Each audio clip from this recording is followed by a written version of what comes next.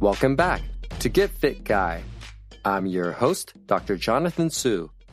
Every week, I'll share science-backed tips to help you get fit, stay fit, and optimize performance. In my early 20s, I had a goal of putting on as much muscle mass as humanly possible. At the time, I was a corporal in the Marine Corps, getting ready for a 6-month deployment on a Navy warship, and I had the perfect plan. Bring 180 cans of tuna fish, 180 packets of protein powder, and lift weights in the ship's gym twice a day. I'm guessing most of my listeners haven't been on a deployment like this before. This was a peacetime deployment in early 2001, before 9/11. There's not much to do except eat, sleep, exercise, and play poker. I wasn't much of a poker player and had to do something to kill the time. So like many Marines deployed on a warship, I decided to get really jacked. Space is limited on a warship, so I was lucky to find a place to stash the tuna fish and protein powder.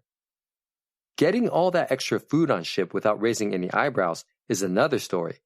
But to cut to the chase, I ended up weighing around 205 pounds by the end of the deployment, which is pretty big for someone who's 5 foot 10 inches tall and who was only 160 pounds 2 years earlier. What surprised me was how difficult it was to maintain all that muscle. My body did not like being that big, and it let me know in a few ways. If I skipped a day of protein or 2 days of exercise, I lost weight, my muscles got smaller, and my strength decreased. Apparently, my body was trying to maintain homeostasis, a relatively stable body composition largely determined by genetics, and I had to work extra hard to keep my body composition outside that window. What also surprised me was noticing how my brain had a difficult time adapting to the new size, and I would constantly bump into things because I was misjudging the distance between my body and things like doorways and people. I eventually decided that being that big was not my cup of tea. Flash forward 10 years, I'm a lieutenant in the Army, attending the Army Master Fitness Trainer course, thinking that I might make a good endurance athlete. Boy, was I wrong about that. In this period of my life, I was in my early 30s, and I was weighing in at about 175 pounds. My body didn't like all that mileage, and all my endurance athlete friends who were all tall and slender seemed to be able to handle the mileage with more ease. An endurance athlete friend of mine named Patrick was able to complete an Ironman triathlon consisting of a 2.4-mile swim, a 112-mile bicycle ride, and a 26-mile run, which is insane to me. I'd be lucky to complete just one event, and I'd probably come in dead last. But guess what? None of my endurance athlete friends could push a significant amount of weight at the gym or put on much muscle mass no matter how hard they tried. It turns out that your body type, also known as somatotype, influences the type of exercise and fitness goals that you would have a natural advantage at, and it could be beneficial to train for your body type. Stay tuned to find out what the 3 body types are and how to best train for your body type.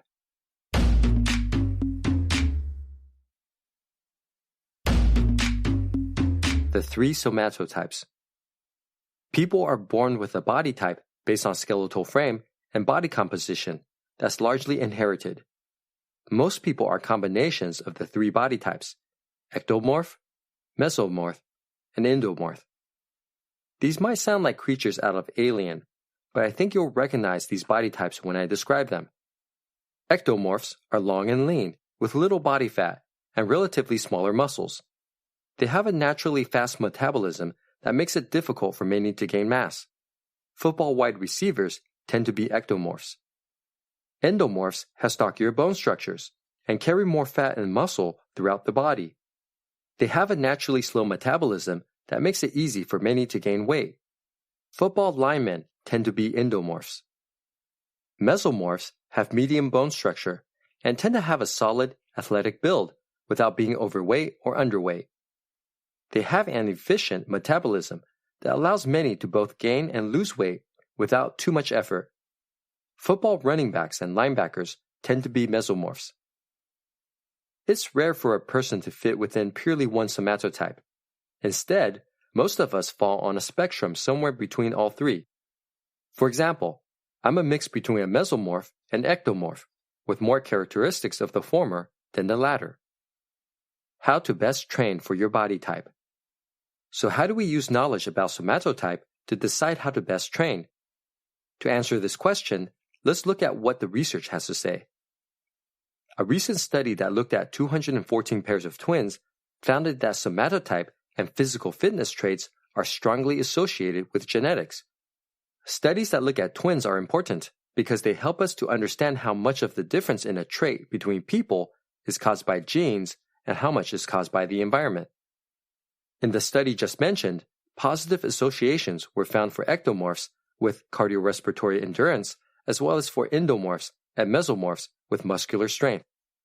In contrast, negative associations were found for ectomorphs with muscular strength as well as for endomorphs and mesomorphs with cardiorespiratory endurance. In other words, your body type is largely determined by genetics. Not only that, if you have more ectomorph characteristics, you would have a natural advantage at endurance activities and a natural disadvantage at strength activities. On the other hand, if you have more endomorph or mesomorph characteristics, you would have a natural advantage at strength activities and a natural disadvantage at endurance activities. The results of the twin study seem to jive with other studies that looked at somatotype and physical fitness traits. For example, one study found a positive correlation between mesomorph characteristics and 3-repetition maximum bench press and back squat performance. Another study found that decreased endomorph characteristics and increased ectomorph characteristics lead to significant improvement in Ironman performance. In both these studies, about 1/3 of physical performance was accounted for by somatotype. The key takeaway is that if you have predominantly ectomorph characteristics, trying to put on a ton of muscle mass may not be a fruitful endeavor and can potentially lead to injuries. But you'll likely see great results with endurance activities like running, biking, or swimming for distance. If you have predominantly endomorph characteristics, trying to be slim may be more work than it's worth. You may get more bang for your buck by focusing on building muscle mass and strength like the people in the strongman competitions. If you have predominantly mesomorph characteristics like me, going to either extreme with strength or endurance like I tried to do might make you feel like you can't be good at anything. Try taking the middle ground with a good combination of strength and endurance. You'll be happy that you did. If you have a question you want me to answer on the show, email me at getfitguy@quickanddirtytips.com or leave me a voicemail at 510-353-3104. Get Fit Guy is a Quick and Dirty Tips podcast. It's audio engineered by Nathan Sims, with script editing by Adam Cecil. Our podcast and advertising operations specialist is Morgan Christensen. Our digital operations specialist is Holly Hutchings. Our marketing and publicity assistant is Davina Tomlin, and our intern is Brendan Pika. Follow Get Fit Guy on Apple Podcasts, Spotify, or wherever you listen to podcasts. If you have a question you'd like me to answer, you can email me at getfitguy@quickanddirtytips.com. You can also leave me a message at 510-353-3104. Be sure to tell me if it's okay to use your voice on the show. That's all for this episode. Thanks for listening.